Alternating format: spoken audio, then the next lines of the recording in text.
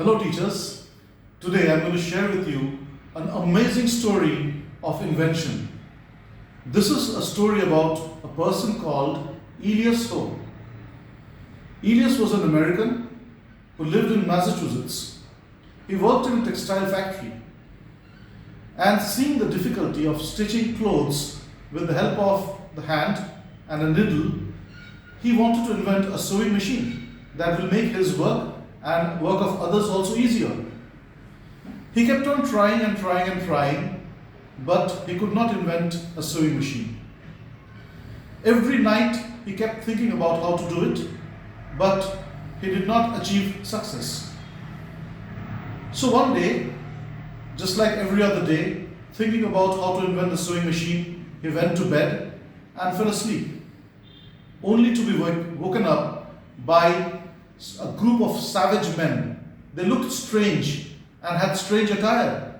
And these men dragged him to the streets, and there was this king of savage men standing on the streets outside his house. And the savage king surprisingly knew that Elias was working on the sewing machine and has not been able to invent one so far. So the savage king said, "You silly man, you are trying this for several months and years, and you have not been able to invent a sewing machine. I'm just giving you 24 hours. Within the 24 hours, if you're not able to invent the sewing machine, I'm going to catch hold of you and kill you, execute you. So I'm giving you just 24 hours. They released Elias. Elias went back home and kept trying for the next 24 hours to invent a sewing machine, but he was not able to do so. Frustrated, he fell asleep. And then again, he was woken up by this bunch of savage men who dragged him again to the streets in front of their king. The savage king was very, very angry. And in a fit of anger, he said, "You could not invent a sewing machine, so you do not have any right to live." And he picked up his spear and was about to pierce Elias in the middle of his chest when Elias gave a loud cry and woke up.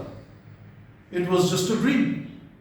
But the moment he woke up, within a few minutes, he was immensely happy. He woke up his wife as well, who was sleeping next to him. And his wife's name was Elizabeth. So he woke up and told Elizabeth, "I found my way to the sewing machine. I invented one." Elizabeth said that you didn't get any luck last night when you went to bed. How come in the dream you had a dream that you have invented the sewing machine or what? He said it was a dream. And then he narrated the entire dream to his wife. Elizabeth still could not figure out that what this nightmare has anything to do with invention of the sewing machine.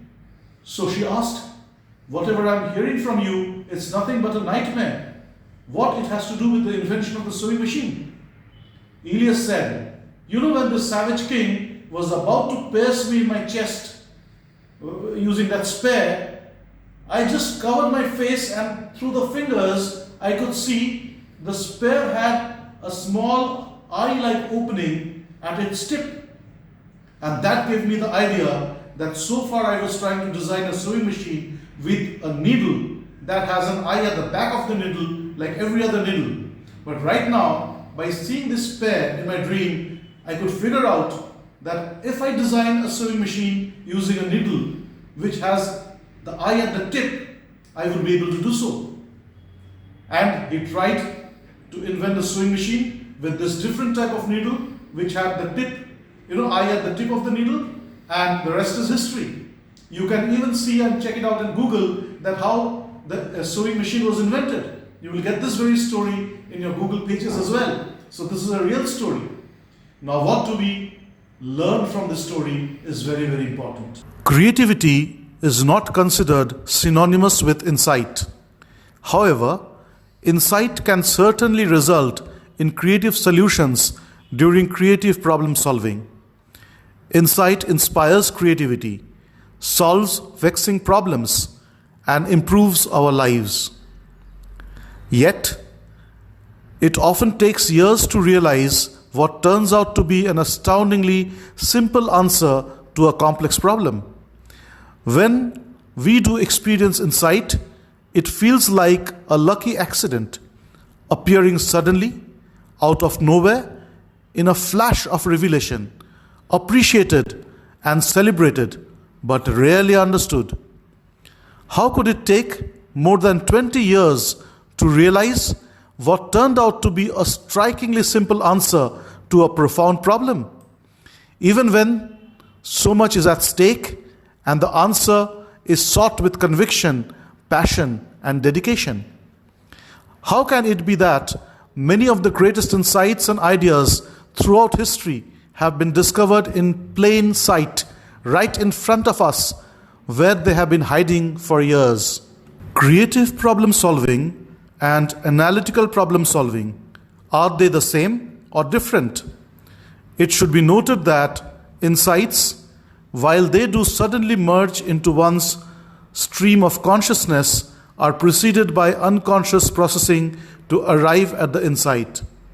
This is in contrast to analytical problem solving, which involves the use of a systematic process or simply logical reasoning to arrive at a solution to a problem.